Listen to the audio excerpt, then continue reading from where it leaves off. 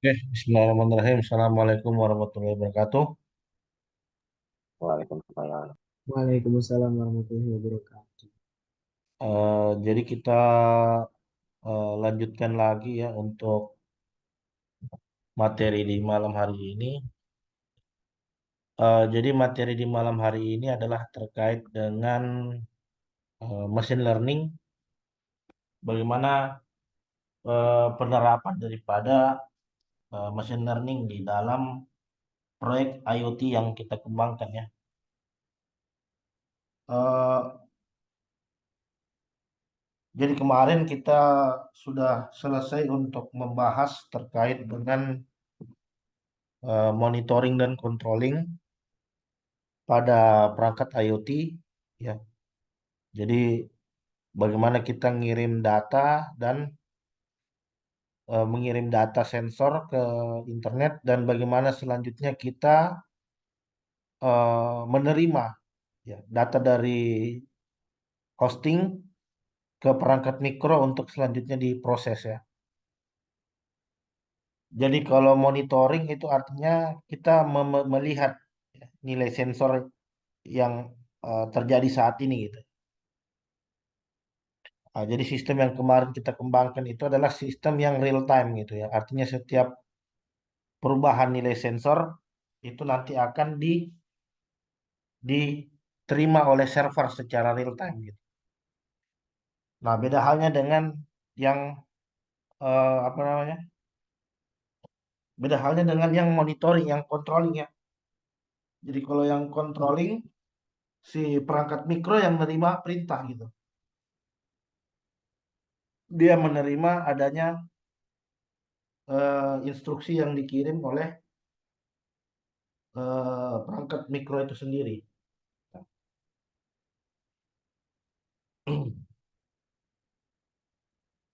Nah, jadi kita akan melakukan demonstrasi ya. Jadi di sini saya sudah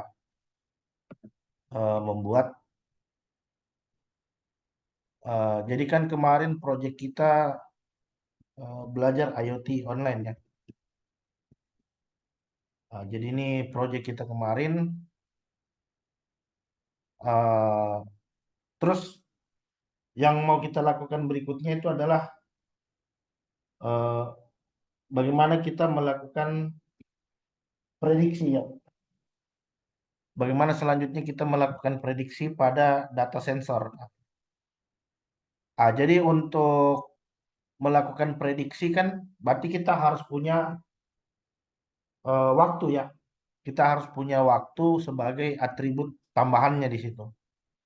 Jadi yang kita ingin prediksi berapa nilai jarak pada interval waktu tertentu. Nah, jadi di sini saya sudah buat skripnya ini. Jadi jadi saya udah perbaiki struktur tabelnya. Jadi struktur tabelnya sekarang begini. Sebentar. Jadi struktur tabelnya sekarang sudah saya tambahkan atribut waktu.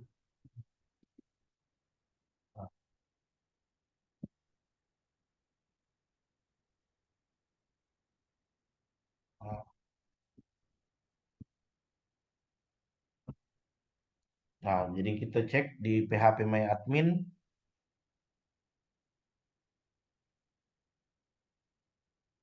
belajar IoT. Nah, di tabel jarak ini saya tambahkan atribut waktu. Nah, ini bisa lihat ini ada waktu. Ada atribut waktunya sekarang. Jadi atribut waktu itu saya definisikan sebagai timestamp. Ya. Jadi saya definisikan dia sebagai tipe data timestamp agar dia ngambil waktu saat ini. Jadi tiap ada data dikirim, maka dia akan mengambil waktu aktual. Dia akan mengambil waktu aktualnya. Nah, di sini bisa kita lihat. ah,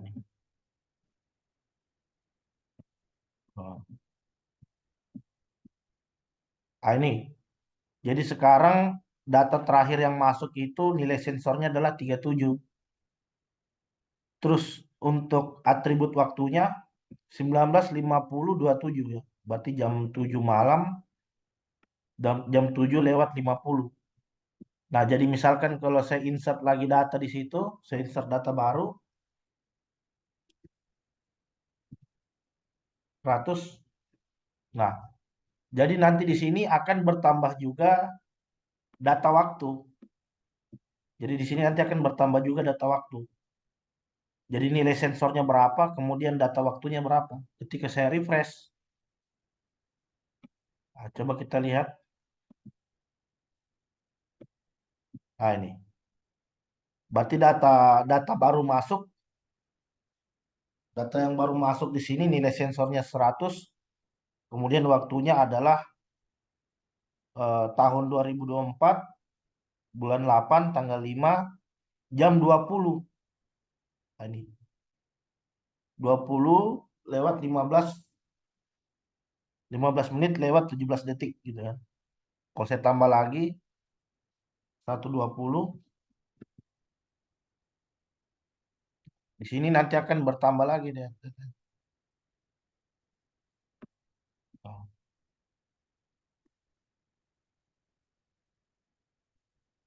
Nah, 120. Nah, jadi kita coba prediksi berapa nilainya gitu. Kita berdasarkan data-data yang ada, kita nanti coba prediksi.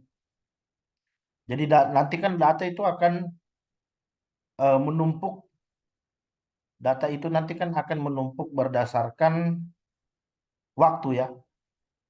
Nah, data akan eh, tiap data tersimpan berdasarkan waktunya gitu ya. Nah, jadi untuk mengimplementasi machine learning di sini, kita perlu mengaktifkan remote MySQL-nya. ID. Nah, jadi saya tambahkan alamat IP publik saya di sini. Jadi saya tambahkan alamat IP publik saya di sini supaya apa? Supaya kita bisa melakukan remote secara online ke database yang ada di server. Nah, jadi ini alamat IP saya, alamat IP publik.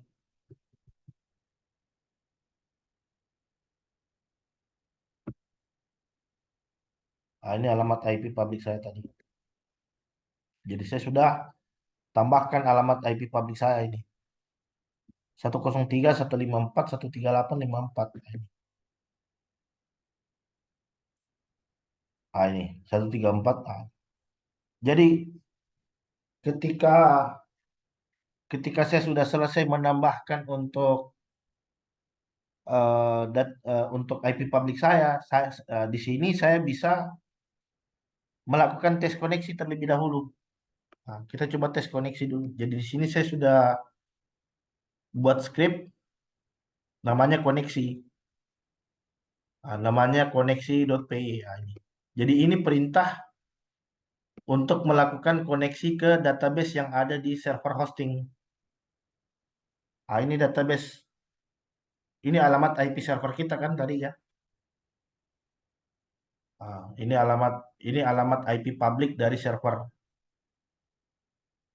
Nah, ini alamat IP publik dari server. Nah, kita bisa tahunya dari mana itu? Dari sini. Nah, ini alamat IP public server saya. Jadi saya masukkan ke dalam script agar kita melakukan koneksi secara online. Nah, jadi Pythonnya kita jalankan secara offline, sedangkan database-nya online gitu. Nah, jadi kalau saya coba, jadi saya masuk ke direktorinya Python. Nah, di sini Python, saya coba dulu untuk koneksinya. Nah, itu ada. Sudah berhasil connect ke server, ke database server kita yang ada di internet. Jadi MySQL server saya di sini adalah yang versi 5. Nah, kemudian saya coba melakukan training. Nah, jadi di sini saya sudah buat skripnya. Nah, jadi ini skrip untuk machine learning-nya. Jadi nanti dia akan ambil data di dalam database. Dia akan ngambil data ke database. terus nanti di training. Setelah di training nanti kita dapat model, terus model itulah yang selanjutnya nanti akan kita gunakan untuk melakukan prediksi. Nah, model itu. Nah, jadi kita coba di sini. Nah, misalkan yang mau saya prediksi data terakhir kan berapa? Misalkan yang ada di database ini data terakhir adalah ini. Nah, jadi kalau saya ingin prediksi, jadi ini data sangat berpengaruh gitu kan. Ini kan datanya masih asal-asalan gitu ya. Ini data masih asal-asalan. Tapi kalau data real hasil pengukuran, biasa hasil prediksinya itu akurat gitu kan. Ini idealnya ya kita jalankan terus gitu, biar dia nampung data untuk data tiap harinya, tiap minggunya, atau bahkan tiap bulannya. Jadi semakin lengkap datanya, maka semakin akurat juga hasil prediksinya. Nah, jadi misalkan kalau di sini saya coba prediksi data terakhir gitu. Ah, data di kondisi seperti ini seperti apa nilainya? Saya save. Nah, saya coba jalankan Python ml.py. Nah, jadi dia agak lama. Jadi dia agak lama. Kenapa dia agak lama? Karena dia melakukan learning dulu. Jadi dipelajari dulu datanya. Oh, ini dia sudah dapat nilai koefisiennya. Nilai MSE-nya, mean square error-nya berapa, terus nilai intercept-nya, sama nilai koefisiennya. Nah, ini. Terus dari variabel ini selanjutnya kita bisa melakukan prediksi. Oh, prediksi untuk data di menit berikutnya itu adalah 194,48 gitu. Nah, jadi itu diprediksi dari mana? Dari data ini. Nah, jadi misalkan kalau saya ingin prediksi misalkan data di 21.00 berapa? Data di 21.00.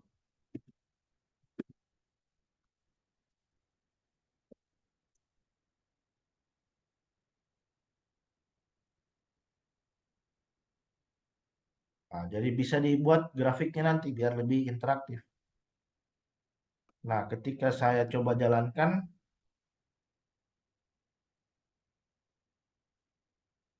nah ah, jadi di sini dia katakan jaraknya minus 558.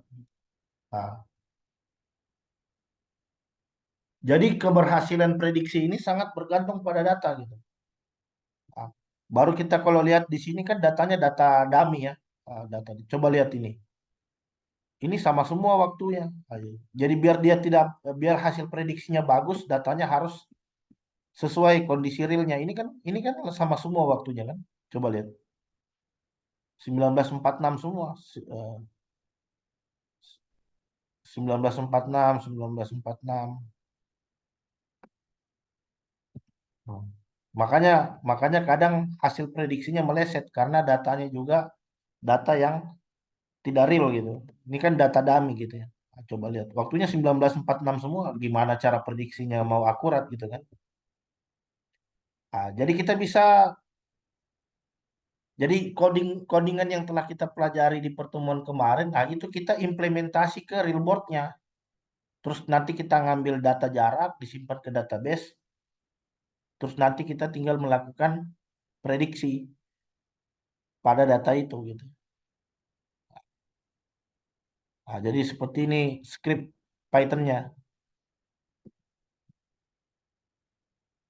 Nah, jadi seperti itu. Jadi kita di pertemuan akhir ini tidak banyak ya. Oh, kita hanya membahas tadi terkait dengan penerapan machine learning-nya. Jadi penerapan machine learning-nya sebenarnya mudah. Jadi dari database-nya itu nanti kita tinggal aktifkan remote MySQL-nya. Nah, biar kita bisa remote, kemudian nanti tinggal ambil datanya, untuk selanjutnya kita learning dengan metode machine learning. Nah, setelah di learning dapat ke knowledge, baru di situ kita bisa melakukan prediksi. Jadi ini apa yang biasa digunakan sama BMKG misalkan untuk meramalkan apakah besok ini nanti akan hujan apa enggak gitu. Dia bisa meramalkan itu besok hujan apa tidak karena dia punya data di masa lalu. Tapi datanya harus data yang real gitu, yang sesuai dengan kondisi di lapangan. Sehingga kita bisa prediksi apakah besok akan hujan atau tidak, kita bisa prediksi dari pola data yang ada di masa lalu. Jadi dia akan klasifikasi itu, oh hujan, oh tidak. Oke, mungkin itu saja. Jadi kita enggak banyak di pertemuan terakhir dan source code-nya nanti akan saya upload di grup. Nanti bisa Anda jadikan untuk bahan riset penelitian teman-teman ya. Oke, ada pertanyaan?